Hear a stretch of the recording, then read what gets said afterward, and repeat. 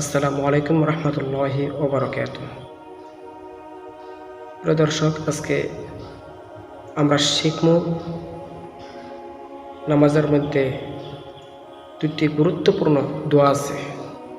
এই দোয়াগুলি কোন সময় পড়িতে হয় এবং এই দোয়াগুলি কি কি? প্রিয় দর্শক, নামাজের মধ্যে 15টি ওয়াজিব আছে। তোর মধ্যে দুটি ওয়াজিব হলো ওমা এবং জলসা। আমরা এই দুটি ওয়াজিবের প্রতি চরম উদাসীন। কেহ জানি তারপরও উদাসীন, আর কেহ জানি না তাই মানি না। আল্লাহ রাসূল সাল্লাল্লাহু আলাইহি সাল্লাম বলেছেন, সবথেকে নিকৃষ্টতম সুর হলো যে নামাজের মধ্যে চুরি করে। সাহাবায়ে কেরাম রাদিয়াল্লাহু তাআলা আনহুম জিজ্ঞেস করলেন, ইয়া রাসূলুল্লাহ, নামাজের মধ্যে কিভাবে চুরি করে? তখন রাসূলুল্লাহ সাল্লাল্লাহু আলাইহি সাল্লাম বলিলেন, তারা রুকু এবং সিজদা উত্তম রূপে আদায় করে না, অর্থাৎ স্থিরভাবে সুস্থতার সহিত আদায় করে না।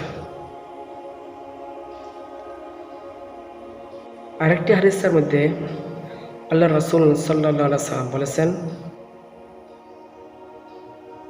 এমন ব্যক্তির নামাজের প্রতি আল্লাহ তাআলা ভ্রুক্ষেপই করে না যে রুকু এবং সিজদার মাঝখানে, অর্থাৎ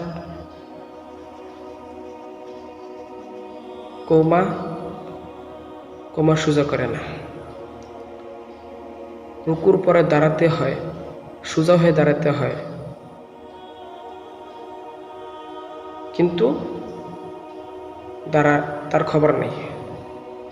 এক সিজদা দেওয়ার পরে বসতে হয়, সোজা হয়ে বসতে হয়। এটা হলো ওয়াজিব, কিন্তু আমরা উদাসীন, আমরা জানি না। জানলেও তাড়াহুড়া করি। প্রিয় দর্শক, আজকে দুটি দোয়া নিয়ে হাজির হয়েছি।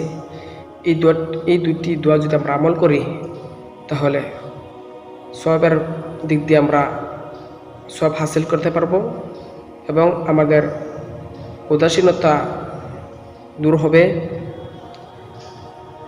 নামাজের মধ্যে ওয়াজিব আমাদের সঠিকভাবে আদায় হবে।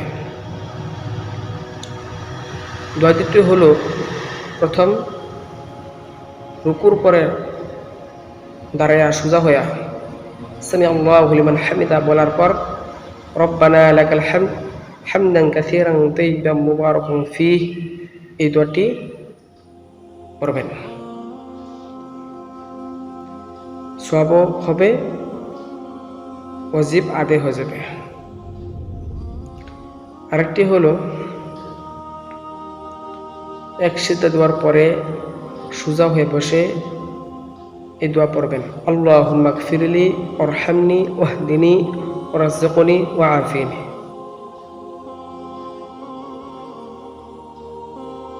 আল্লাহ পাক সবাইকে সহিভাবে ইলম শিক্ষা করে তার উপর আমল করার তৌফিক দান করুন।